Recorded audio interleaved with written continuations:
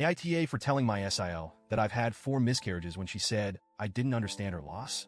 For a bit of context, I'm 34F, married, and finally a mama to a beautiful, lively 1-year-old daughter who is our absolute miracle. My husband, 37M, and I actually had an incredibly hard time getting to this point. Over the years, we tried, prayed, and tried again, and unfortunately, I went through 4 heartbreaking miscarriages before finally having our little girl. I don't usually talk about those losses. It was a painful, private journey, and even now, I don't like to open up about it. The only people who knew about our struggles were my husband, my parents, and my 2 older sisters. My husband's family, on the other hand, has no idea about our miscarriages or any of the struggles we faced to become parents. They just see us now, with our happy little girl, and think we were simply blessed with a child without any hurdles.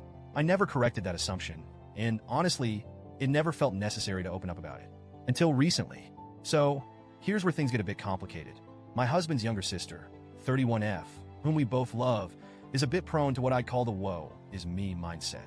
She can be sweet and kind, but she's always seemed to think that her struggles outweigh anyone else's and has a tendency to downplay what other people go through.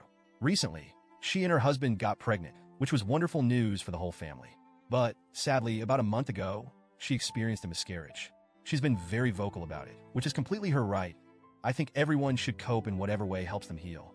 She's posted about it on social media, talked about it at family gatherings, and shared her grief quite openly.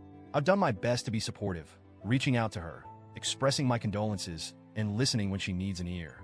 I understand how devastating a loss like that is, and I genuinely feel bad that she's going through it. I can tell it's been rough for her, and I wish I could take some of her pain away. This all came to a head at a family dinner last Saturday night at my in-laws' house. We were sitting in the living room, and my SIL was once again talking about her miscarriage. My daughter was on my lap, playing with her toys, and obviously had no clue what was going on. But then, as my SIL continued to talk, she started to cry. And because kids are intuitive little souls, my daughter noticed and immediately wanted to help. She leaned toward her aunt, clearly wanting to give her a kiss to make her feel better. She's still at that adorable age where a kiss fixes everything. I gently told my SIL that my daughter wanted to give her a kiss, thinking it might bring a little light into the moment.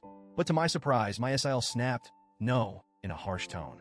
My daughter looked confused, hurt even, and I quickly tried to redirect her by asking for a kiss instead. My husband, who had been sitting quietly beside me, then commented that it was a bit rude to reject our daughter's comfort since she'd only been trying to help.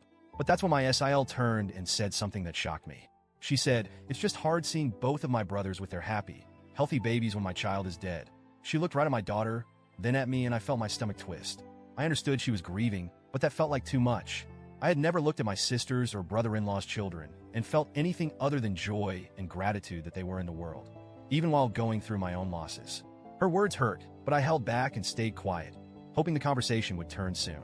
I didn't want to make it worse, but I think my discomfort must have shown on my face because she then looked directly at me and said, "You wouldn't understand. You haven't lost a child." And that was it.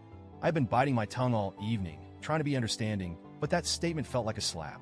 Here was this assumption that because I was now holding my little girl, I hadn't walked my own painful path to get here.